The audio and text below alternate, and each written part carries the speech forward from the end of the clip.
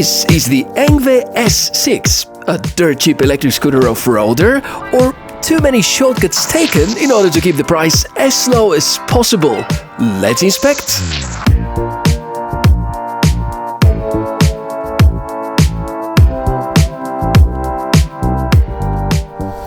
Hey, really good to meet you. Michael is my name. On the channel we inspect a lot of cool and fresh tech. This is a brand new electric scooter coming from the company Engwe. It's called the E6. It comes with a lot of awesome promises, and you can see this off-road looking style, the big tires, the rather okayish motor, the promised up to 70 kilometers range, the dual suspension, and all these awesome features which are packed within price of less than $600, and this fact alone probably tells you enough about the quality to expect. So here's my thorough inspection, exposing all the good, but also all the bad about the Engwe E6. It's hard for me to actually point to meaningful competition because most of the scooters with similar parameters usually cost a 4-digit figure. Therefore, yeah, if Engwe had the idea to deliver on the market the cheapest off-road oriented scooter ever made, I think they kind of did it. Because it seriously undercuts most Kugo Kirin models that I've tested, and this is one of the really budget-oriented brands anyway. The E6 happens to cost a fraction of the price of Segway 9-bot big scooters, costs less than brands like Kabu Mantis, Viset and many others. So, unboxing as a starter, these close to 30 kilograms that the whole package weighs are definitely something to plan accordingly before you unpack for the first time. Not that it's not doable as a one-man show, but having someone around to support you and help you would be a good idea. If not, you may actually use the trick to cut the bottom loose, place it on a flat ground or surface and move the box up. Looks like some of the components got greater attention than others when it comes to packaging, so at least some areas were well protected during transportation. Let's get rid of all this foam and then I'm gonna show you what I mean. So no assembling necessary, which is the good news, because everything arrives mounted. The scooter is foldable, and Engwe did the effort to ship it with the handlebar and the seat both installed. Perhaps because these two components are indeed the foldable ones. None of the mechanisms look too trustworthy though, but at least nothing that looks like breaking right away. The stem folding mechanism is based on almost the same concept as most Engwe e-bikes are using, so there's some sort of consistency at least. See that? Only a few minutes of time and you're riding ready. But here is a friendly advice. Make sure to carefully go over each and every screw and make sure that they are all well tightened. Because since the very beginning, I was haunted by the thought about lack of serious quality control. Cheap price almost always means corners cut. This leads me to what I wanted to show you a moment ago. The grip tape, not glued well, which is luckily something very easy to fix. The other thing, however, totally broken. Yeah, the mudguard, which is being held by 4 screws, was smashed into pieces. This is indeed what may happen when you combine cheap plastic with not too good packaging. Perhaps you would also agree with me that at the first sight, this actually looks like a very solid electric scooter. I'd definitely prefer it without the seat, but some people are going to adopt this as a comfortable way to rest their feet and legs.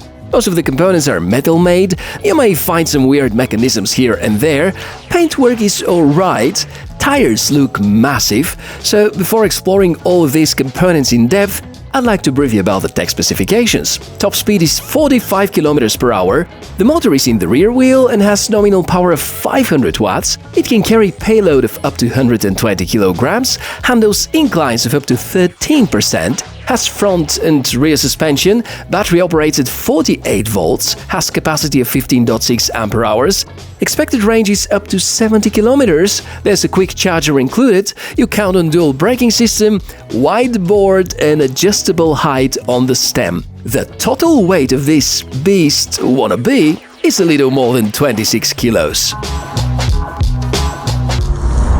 When you hear about all these specs, and you may actually say, wow, amazing, and I'm also saying wow, will probably provoked by other kind of feelings, because my serious concerns here are related to the build quality, because you hear this?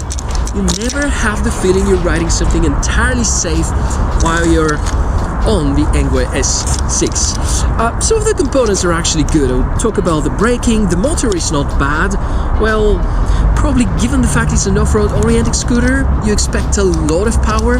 Here we count on a 500 watt motor, in peak moments up to 750. 23 Newton meters. It's not that impressive, given the fact that some e-bikes are backed by a 250 watt motor which can extract 85 Newton meters. So acceleration is a bit slow, and even if I do like this, it cannot go beyond 40 kilometers per hour, according to the speedometer.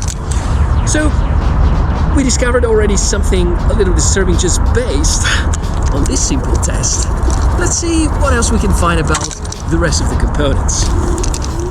So, knowing that the acceleration is underwhelming, don't expect too much about climbing ability or easily reaching the top speed, which is a little contradictory when taking into consideration the fact that Engwe's original plan is to have the rider sitting as opposed to standing and supporting by kicking. Sure, you can go up hills if the road is not too bumpy or the incline not too challenging, but the S6 is best suited for open areas where there aren't too many inclines. To share with you a more practical example, with a 90 kg weighing rider, you can barely reach speeds above 35 km per hour. In some lucky situations, you may get close to the 40 km per hour border, but whatever the spec sheet says about the top speed may be accurate for only a very lightweight person. Sadly, most of what I've just said also applies about the range. The spectacular sounding 70 km range is rather delusional expectation, but counting on a 748 Wh battery means that you can easily ride the scooter for more than around 40 km with some better self-control. Engwe actually make you feel as if you're riding a motorbike, because this is how acceleration works, by twisting the lever. My personal opinion is that this is not an optimal way to ride and requires a lot of attention to make sure that you're not going to get into trouble if there are a lot of bumps on the road. Funny enough, there is no speed mode switch, so you actually cannot limit the maximum speed that you're riding with and have to control it with the way you accelerate. Yet another serious inconvenience. On the other hand, I have to admit that riding comfort is actually great. The adjustable saddle is so soft, has extra shock absorption, and together with the suspension and the big tires, you will hardly feel any bumps. The wide board is excellent about placing both of your feet, and should you prefer to ride in standing position, the stem is adjustable, so you can lift it up according to your body's height. Ergonomy and the ability to adjust the stem is, in my opinion, the strongest implementation, followed by the really good range. Speaking of comfort, and since the dual suspension is a key selling point, I can summarize it as entry level. Nothing that could impress you or be really effective, but at least it does something besides the constant jingling. The front fork has drivability no more than 5 cm, the rear spring is just acceptable. Perhaps the tires, being rugged looking, contribute more to the riding comfort than the suspension itself. Remember that usually cheap shock absorbers might be harder to maintain than some of their more expensive brothers. The 10-inch tires, by the way, look great, just keep them well inflated to prolong their life cycle. As for the mudguards, this is definitely a weak point. Switching to the safety side, excellent brakes. I guess Engwe have used a ready solution that they integrate on their e-bikes. Of course, nothing too good, not even hydraulic, but they are reliable, never had an issue, and they are easily adjustable in case needed. The scooter is also equipped with turn signals. This is very nice to have if you participate in traffic, and these turn signals are actually visible, although I could criticize the fact that these LED stripes are too exposed. Next to the turn signal switch, you're gonna see a button to turning on the lights and also a horn.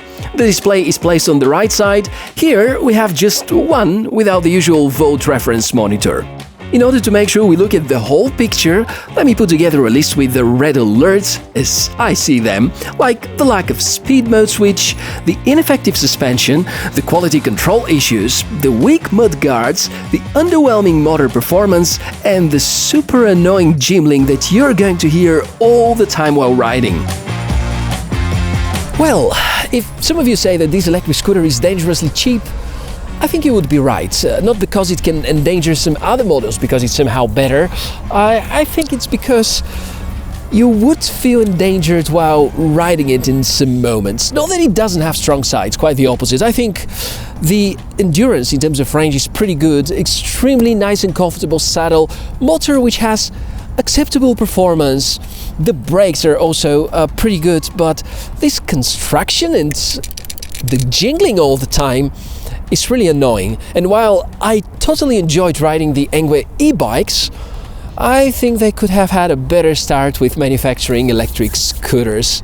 So what do you think? Is it worth for 600 bucks? I can certainly see some really good use cases, but maybe at the same time buying a regular scooter could be, I don't know, a good alternative. Let me know your thoughts in the comment section below the video. Thank you very much for watching this episode. I'll put some links probably to this scooter as well as Engwe's e-bikes, which again I believe are a lot more reliable, in the video description area. And I hope to stay in touch. Subscribe to the channel for more cool tech inspections. I'm Michael. Gonna see you very soon. Bye!